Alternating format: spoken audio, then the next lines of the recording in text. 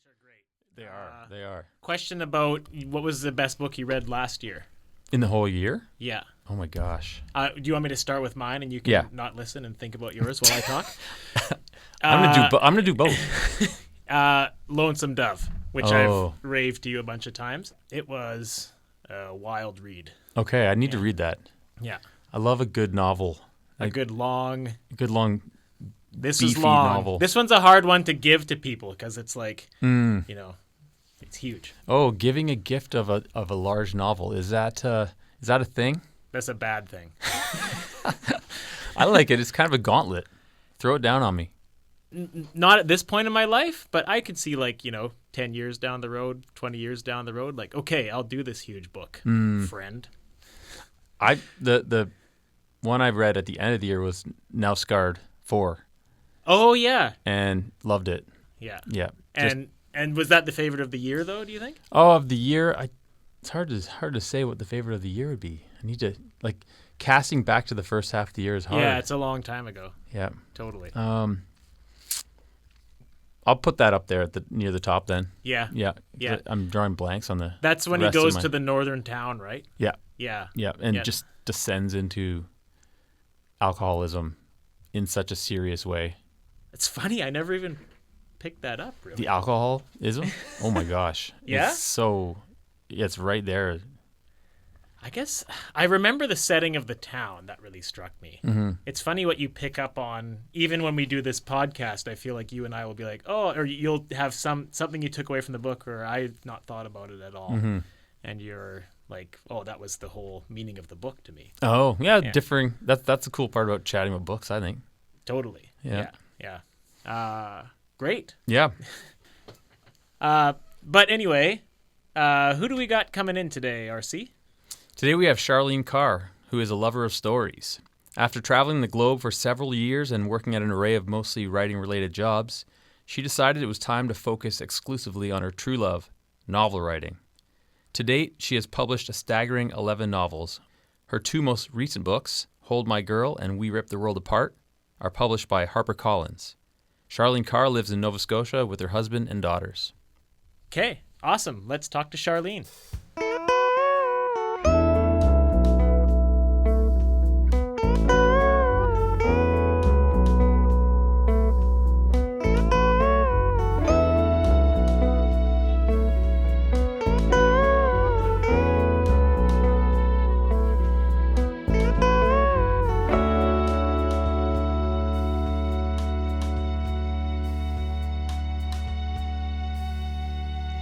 Welcome to the studio, Charlene. Really nice to have you. Wonderful to be here. Great. I'm really curious to know what it feels like to have published 11 novels. I mean, to me, that's incredible. Yeah, I mean, I'm very proud of it. And it's really interesting, too, because the first 9 I self-published. And so it was such a different experience than my two most recent ones, which are with a traditional publisher. And so in some ways, it kind of feels like this totally new journey, and actually a lot of people assume that Hold My Girl is my debut. And I don't know. I think the biggest thing about it is the knowledge that just I can do this. And so when I'm writing something new and it feels like, can I ever? Or when I'm trying to sit down and think of a new story idea, it's just the knowledge you've done this before a lot. Yeah. No matter how you feel right now, you can do it again. And when you started out, how old were you? My first one, I would have been 14. I don't know. Okay. That one's not published. No, it's not. Okay. I don't know how long it was, but it was long. It was probably novel length, if not maybe 45 to 50,000 words, something like that.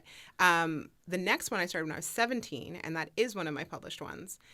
It took me 10 years, though, between 17 and 27, lots of different kind of revisions and ways of doing things. I'm much more efficient now. Yeah. And in those intervening 10 years, did you also crank out a couple more and No, sort it of was refine? just that one. Oh, wow. Okay. Yeah. And so you're 14 years old, you're writing something book length. That's not too common. What was your childhood like? It seems like you're sort of driven to that somehow. Yes. At that age. I've always wanted to be an author. And so even when, you're a little kid and people are like, what do you want to do when you grow up? It was, I want to be a teacher and an author. I want to be a veterinarian and an author. I want to be a social worker and author. And that just never changed. And so, yeah, I started out early. I was writing stories before that. And I think I probably started 4 or 5, novel attempts that I didn't finish before that one at 14. But yeah, it's always kind of been what I knew I wanted to do. So when you made the jump to HarperCollins 2 books ago, what energy did that take? And did you make that, was that a big goal of yours? And how did that play out? So it was originally a big goal. When I actually made the jump, it was kind of more about desperation because, as you can imagine, independently or self-publishing 9 novels is a lot of work. And you can't just be a novelist. You have to be the owner and kind of running an independent publishing company, the because agent you and have the to salesperson. you have to handle everything yourself, and that for me was draining. And once I became a mother, I quickly realized I do not have the energy to engage in my creative work and be a present mother and run this independent publishing company. So the only one that could go was running the independent publishing company. So I knew I needed to come up with an idea for a story that would be gripping enough to get the attention of an agent and hopefully a big enough publisher that writing could become my career or my living for at least the time being. Oh, so when you say self-published, you mean you sort of had a little bit of an imprint thing going? Were you taking on other writers or just working on getting your own stuff out there, and then it just became too big of a task and you sort of had to switch gears? Well, just my own, because in order to get it out there, I mean, you have to handle advertising, marketing, publicity if you actually want to make money from it. And that was my goal. I didn't want to have another, full-time job. I also wanted to be able to stay home with my daughter at the time. So, I couldn't just write. I needed to try to be making money from it. And it was just, it's rough. It is. Yeah, for sure. And with We Rip the World Apart, I read in the acknowledgments, you really give a shout out to your agent and how your agent, in this case, actually suggested a character addition to your book. So how important has your agent been in this journey? She has been just unbelievable. She very much, with her guidance and her direction and just her wisdom and knowledge of the industry, has changed my life and my family's life. And so it's kind of hard to remember exactly her role in that. I know that originally, where the novel ends in, the 2020s, I was going to have it end in like early 2010s or late 2000s. And she suggested bringing it to the present day. And so I can't remember whether she actually suggested having the character of Creela, who's kind of the main thread, or if that just came up from her suggestion of the present day.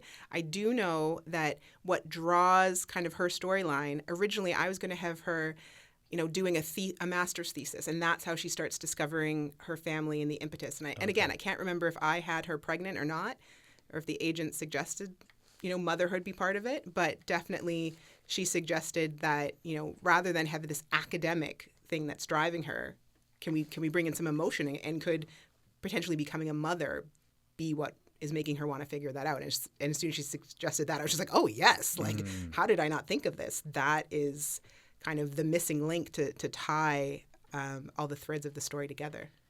And did Creela replace somebody, or was that an expansion of the story?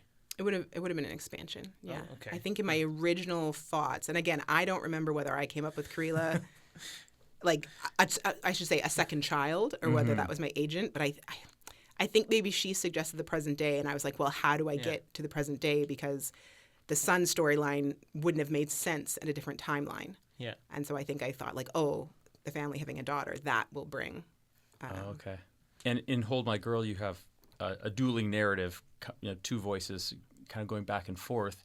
And then We Rip the World Apart, you have 3 generations, 3 different voices, 2 different perspectives of writing. So was that a conscious decision? By the way. Yes, definitely impressive. Was it a conscious decision to take on that challenge for the structure of the book? For which one? For the new one that We Rip the World Apart. Yeah, it was. It originally, the idea, when I was first thinking about my next book, Violet's story, the grandmother, was actually what was the driving force for me. And I wanted to look at this matriarch to a family and seeing like her loss and her children who were no longer living, and the way she could embrace this woman, Evelyn, who wasn't even her blood, and kind of become a mother again through that. But I think as the present storyline developed, I quickly realized, no, you know what? This is really more Karila's story. Uh-huh. And so Violet's role got taken down to the point where I wasn't even sure if her threads would exist in the story, if I could make it work. It does work. It does, yeah. When I got to the end, I was so pleased to realize, like, no, this is staying. Yeah. But I just kind of wrote it with the idea of, like, they might come out, but I need it to establish the story for myself. And thankfully, her little vignettes, I think, add so much. Yes. She was... What did you draw on to create Violet? Mostly imagining. So she's my paternal grandmother is named Violet, and that's where the inspiration comes from. And I never met her, and my father has virtually no memories of her, 3 to 4 memories. He doesn't even know how she died. He suspects it may have been cancer. And so I just kind of wondered what her life would have been like and who she would have become if she'd lived, because some of it inspired from my my father's history, things that happened, and I very much fictionalized it, but things that happened in his family, and some of it, little tidbits I get from my Jamaican aunts, just the way they see the world. Are they here in Nova Scotia, or are they in Jamaica? No, they're in somewhere else. Various places. Okay, the U.S. and the U.K. and one is kind of between Jamaica and Ontario. Okay, so a bit of a diaspora going on then. And other characters in the book. What was? I mean, is a lot of it imagined, or I'm guessing some of it is drawn pretty closely from people in your life? So all of the characters are totally imagined and totally fictional. However, some of the circumstances that they're in are drawn from real life, in the sense of, my family. My father is Jamaican. My mother is an Atlantic Canadian. She moved to Jamaica. They married there. They had biracial children. Okay. Then they moved to Toronto. Okay. Yeah. Eventually, they ended up going to New Brunswick rather than Nova Scotia, as it is in the novel. So, like, it's the circumstances that they're in that are pulled or inspired by real life. But the character, like Kingsley is not my dad. Yeah. Evelyn's not my mom. Like, very different people. Yeah. Yeah. Yeah. Do you find? Oh, sorry, Ryan. Can I keep going? Yeah. Do you find after like all these, after having written so many books, do you draw how much do you draw anything from the past? Like, there's books going back to when you were a teenager. Is it kind of like, that never really saw the light of day, and I think that there's something worth pulling out of that person's character or those circumstances that would lend itself to this right now. I'm sure I might, but I don't think I'm conscious of it if I do. Yeah. Huh. I read in the Chronicle Herald this morning, I'm still a subscriber, hanging in there, that Halifax Regional Police has just sworn in the first permanent African Nova Scotian Chief of Police. Oh, yeah, I heard a bit of that speech on Information Morning. Rather than ask your opinion of that, I was kind of curious, well, I'd love to know your opinion, but what would Carson or Rania think about this news? I think it would have to depend so much on the circumstances around it, which I don't know. Like, who this person is. Is he someone who is, more of a toe the line type of person? And it might just seem like, I can't think of the term. I don't want to say prop, but, just to placate people. Or is he someone who's going to be really active in making change and just pulling down kind of the systemic aspects that still exist in the police force? And so I'd need to know a whole lot more to know how they'd feel. Yeah, it's just fresh news. His name is Don McLean. I'm reading about him too, but I really enjoyed the characters of Carson and Rania, especially in their influence on Karila in the story, and also that they're living in Halifax area. What do you draw on to write and set things in Halifax and HRM? Like, what do you like about the setting, I guess? Halifax is such an interesting and complex place to talk about race. And so I moved here in 2007, and I was very quickly just floored by the complexities of racial relations and racism here. I grew up in Toronto, which is a very diverse, multiracial place, but the unique tensions here really surprised me. And when I moved here, I didn't know about the longstanding history of the Black Nova Scotian community, and it was learning about that kind of allowed me to see why this is such a unique place. And so I think that just makes it a really rich setting for a story that delves into race. I mean, even I remember my first year or two here, and depending on who I was out with, I could be somewhere where, in the course of an evening, I would be the only Black face in a crowd. And then I could go to hang with another friend, and I might be one of the lightest faces in the crowd. Wow. And this could be a few blocks from each other, just depending on, what pub you were at or what bar or, just whose dorm room. Yeah, what part of town. And so it's a really complex and just rich setting. Yeah.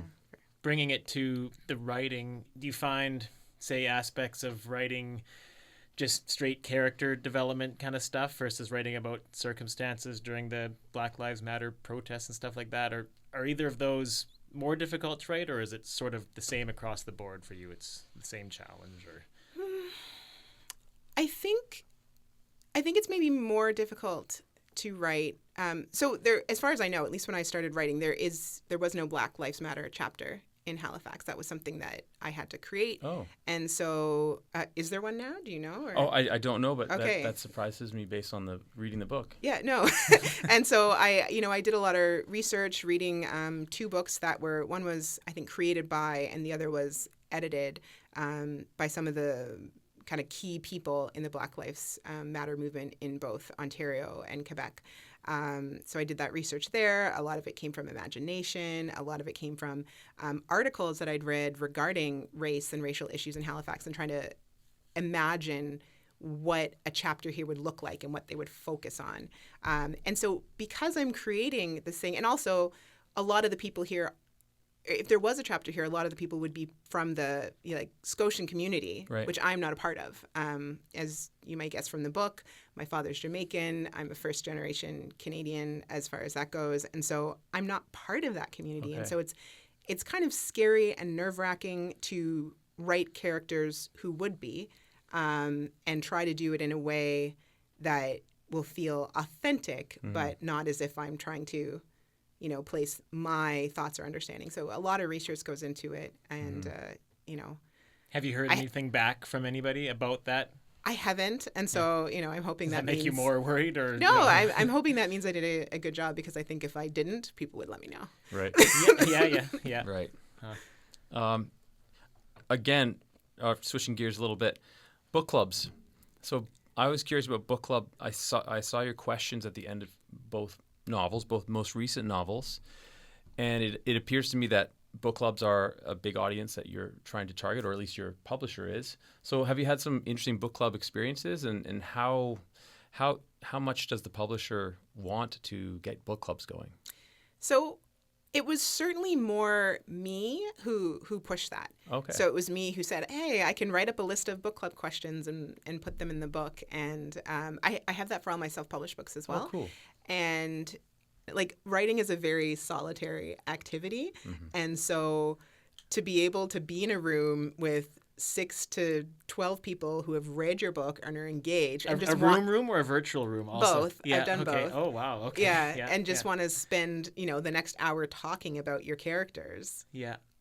Is like a dream. It is. That's a milestone I'd like to hit one day. Yeah. Yes. Yeah. Cool. Huh. Right on. Something I was thinking about this morning as I was reading We Ripped the World Apart.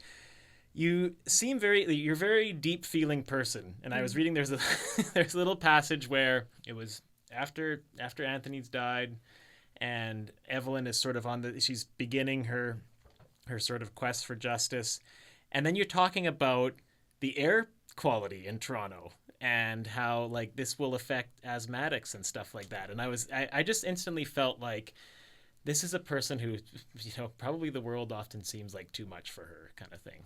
Is that fair to say? Yeah. Yeah. Yeah. I mean, I feel things very deeply. Mm-hmm. I think that's why I'm able to write the way I am. Mm-hmm. It also takes a lot out of me.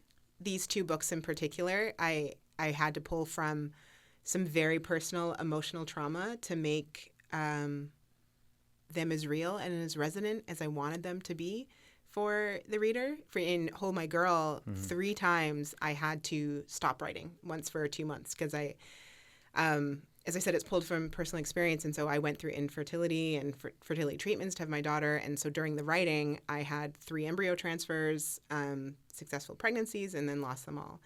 And so if you can imagine writing a story like this, while going through that, it was a lot. But I also knew that it was important to have it out there because there were women who were going through similar things who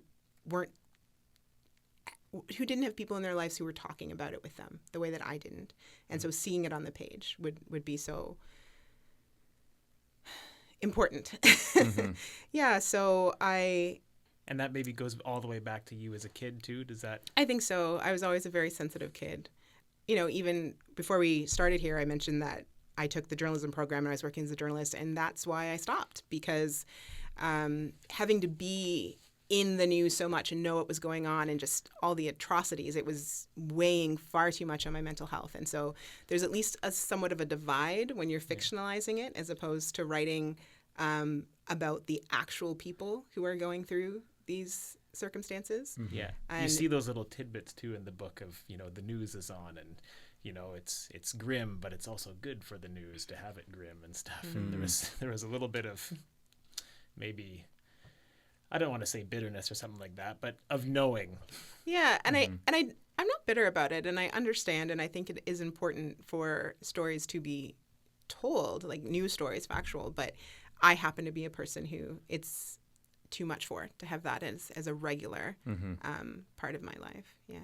And so my next novel is actually like much lighter in tone. And that's a very conscious choice because I knew that my mental health needed a break after these 2 books. And we ripped the world apart because of a deadline with my publishing. Like I had to write it so fast. There was no time to take a break. There's no time to really tend to my own mental health as I was writing it. And I knew I needed. Oh, wow. Wow. So that would be of interest to people listening to this is what did that timeline look like? So, I mean, my publishers gave me a bit of a longer timeline, but because of, just revisions with Hold My Girl and a lot of very exciting things going on with deals. So they were both sort of in the works It was a simultaneously. 2-book deal. Oh, okay. Yeah. Okay. And so, I got the deal with Canada first, and so that's where the timeline was on. But then there were deals in the UK, and there were deals in the US, and there was a screen rights deal where there was 5 production companies that I needed to be in meetings with and kind of figuring things out. Goodness. And so I couldn't really write during that. It was just kind of too emotional and tense. So when I actually started writing, We Ripped the World Apart in 3 months, the first draft. Okay. And so it was just like banging it out. And And so more specific, like what time of day you have your older daughter at this point. You don't have your younger yet. yes. What is a day? What did a day look like? So basically, I would get up, I'd get her off to school, and I would try to write the first 2 hours of the day. If I hit my word count then I would, generally be okay. I'd check my emails. I'd kind of do that stuff. What was the word count? What were you trying to hit? Oh, I think it was like 2,200. Okay. Yep. Yeah. Sorry. So go back. You hit that 2,200-ish, and then you're into emails and. Yeah, and if Yeah. I had more time before picking her up from school, or if I was like really on a roll and I wanted to get back to something, then I would go to it. But that was kind of my minimum have to. And then on the weekends, I would try to maybe double that, as my husband was handling more of the childcare. Right, and mostly early in the day on the weekend. If you were trying to. No, he likes to sleep in, so it would have been always afternoon or evening. Yeah. Which you have to accommodate as much as you can, right? Yeah. Okay. This, in And my experience, it was go very, very early And then yeah, it was because my partner, she's a late riser, and Okay. Yeah. I will say I love it though. Like, it was hard at times, but writing the first draft, like, that is the magic. That is the joy for me. And then revision, sometimes that comes in, but usually it's more of a slog. yeah. So when you were pushing up against this deadline, and you mentioned they kept it pretty solid to motivate you in a way? Yeah, well, because Hold My Girl came out January 2023, and the publication for We Rip the World Apart was January 2024. And actually, initially, my editor wanted it to be October 2023, and I was just like, no. And I kind of got my agent to push back on that, and I was like, if we do January, it'll be really good because it'll just be before Black History Month. Yes. And that was because I really knew I needed that extra time for revisions and copy edits and all of that. So yeah. when you turned it in, you turned in your solid first draft. Well, it was like my fourth. Oh, okay. Yeah. Okay. Yeah. So 3 months of just writing that first draft, and then a few more months of your own revisions, and then turned it in. And after you turned it in, how much revision happened? I think the biggest thing that we spent a lot of time with, and it was because it wasn't really translating, is Evelyn's character, especially toward the end as we see her shift and change. I think that I wasn't putting on the page kind of what was going on in her mind and like kind of her motivations for the way that she was with Karila. Yes. And so my editors thought something else about her. And so it really took a lot of kind of massaging and conversation for me to realize, oh, that's only in my head. It makes sense that they don't understand what I want her storyline to be. And so once that kind of clicked, I was able to, just make some tweaks with a line here, a line there, an extra conversation. And then suddenly, my Canadian editor wrote back, and this was probably her third or fourth read of it. And she said, I just, finished reading these kind of key scenes. And she said, I'm sobbing. Oh, my gosh. Kind of, you nailed it. Oh, good. So, yeah. You say Canadian editor and then American and 3 different editors? Yeah. And so how much do they differ in how the final product looks like? I've never read a book. So the final product is all the same. Yeah, okay. So I don't necessarily do they work always together? They work together. Okay, and so like my first and second revision letter, I get one letter. And in that letter, I don't know who's making what suggestions. And then generally we'll have a call after I've had some time to process. You don't know who to direct your anger at? No, but then I usually can tell in the call, like, kind of who was wanting what. Thankfully, so my Canadian editor is considered the lead. And I feel that we're very aligned. Yes. Which was helpful. But they're all brilliant, and they all had really great suggestions. So it seems like you have a really great team to work with. And so is that team in place for the novel you're working on now? No. So we just have sold it so far to HarperCollins. Okay. And for, kind of logistical reasons, we're waiting, or my agent thought it would be a good idea to wait to sell it into the UK and the US. Oh, I see. I mean, because We Rip the World Apart isn't even out in the US yet. Is that right? Yeah. So to kind of try to sell the next one wouldn't necessarily make a whole lot of sense this early. Okay. And I also noticed that the TV rights for Hold My Girl were out there. How has that developed over time? So I can't speak much about it. Okay. But off the record, on. They're working on it. They're still working on it. They're on the 3rd year of the option, and obviously the writers' strike and the Actors Guild strike put some pretty big kind of curves in that road. Yep. But fingers crossed. Exciting. Yeah. Congrats. Thank you. That's got to be a nice little extra on top of all your writing work. Would you say is that in terms of maybe financial success, is that the holy grail for contemporary fiction writers to get their work out there as a TV series or a film? Well, it hasn't actually happened for me yet, so I'm not sure. Right. But certainly my hope is that it'll make a big difference. And actually, so the reason I went with the production company I did is because they were very focused on staying incredibly true to the story. Oh, nice. So to me, Hold My Girl is largely about motherhood. And although racial issues play a role and are important, the story could almost be the same one if both of the characters, had been white or both of them had been black. And so the U.S. Production companies, they really wanted to play on the racial issues and build that up. And although I think it would have made an excellent TV show, I think there would have been a really big disconnect from the readers. And what I want to see is readers going to the show and telling more people about it that way, and then people who watch the show wanting to go to the book. Okay. So my hope is that the show sells a lot of books. Yeah. And I thought there's a better chance of that if we're staying more true to the story. That's like a business savvy that I don't think a whole lot of writers have that you're talking about there. Yeah. And maybe that comes from your background of promoting yourself. I think it does. And I think it also comes from the fact that I love writing so much, and I feel this is what I'm called to and want to do. And in order to do that and have the time and also be a stay-at-home mom, which I am, I need to be able to, fulfill my artistic passions while also paying bills.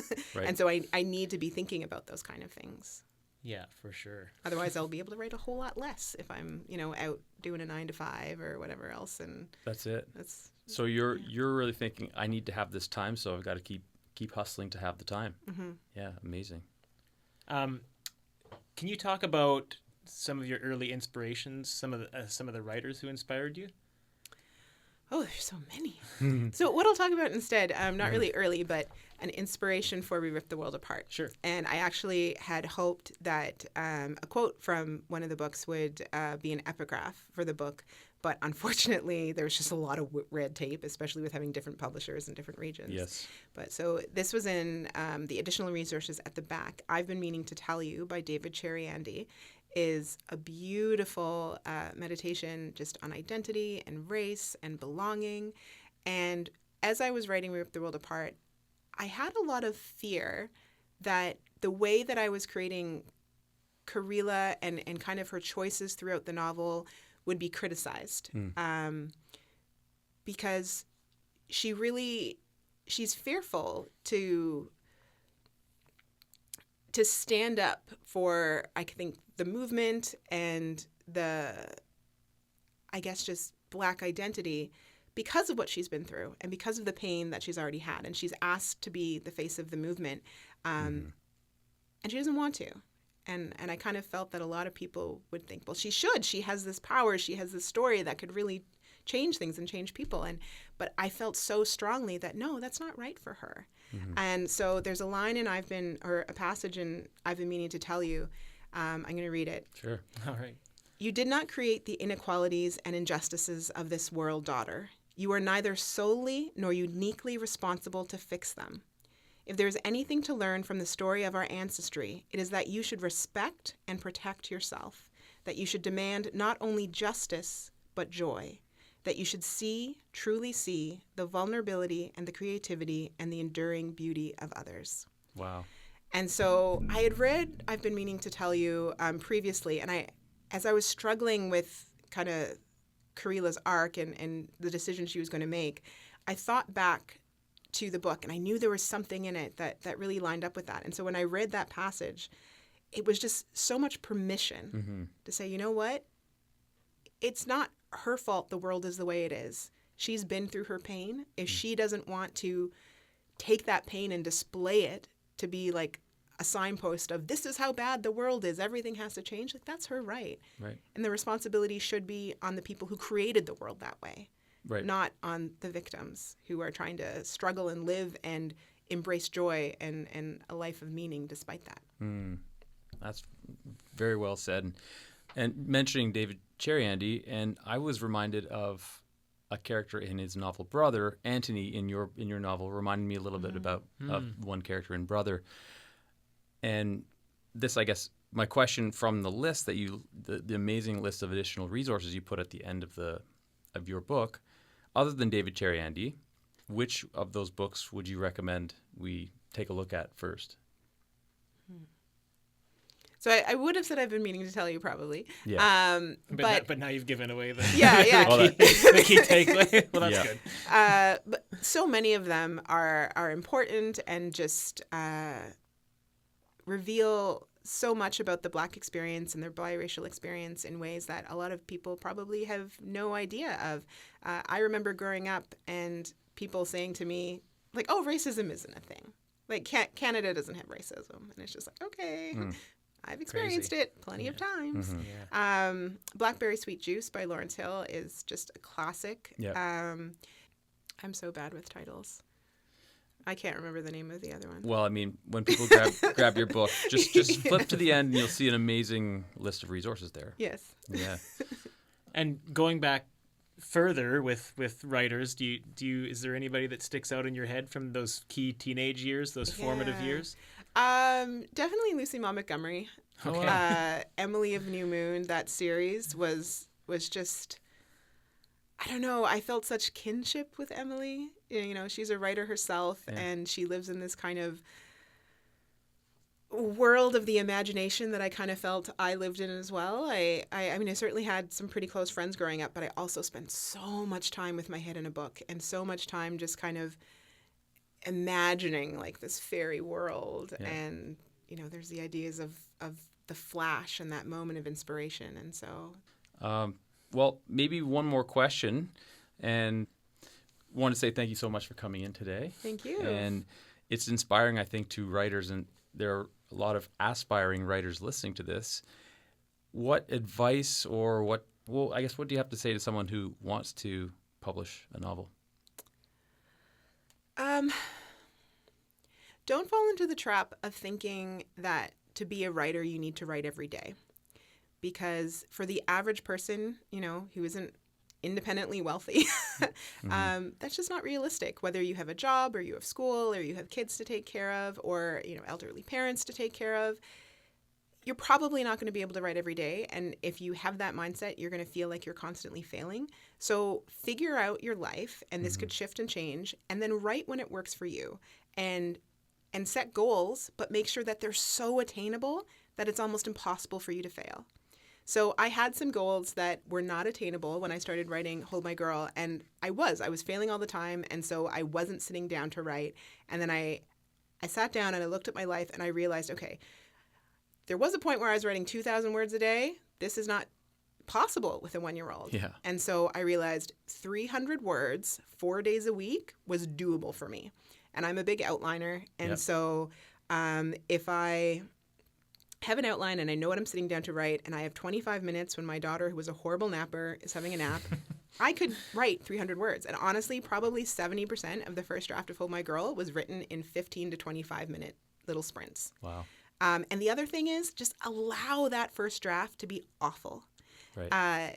That revision is where the magic happens, and you can't revise a blank page. I'm sure you've heard that so many times. And I will say it because a friend reminded me of this the other day. Jordan Peele, excellent screenwriter.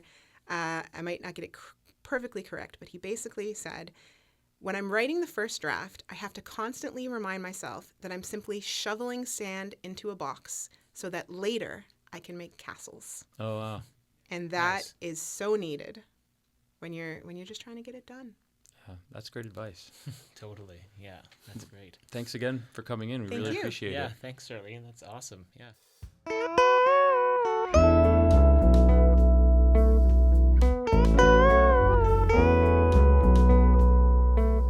Further Reading is produced by the University of King's College MFA program, overseen by the great Jillian Turnbull.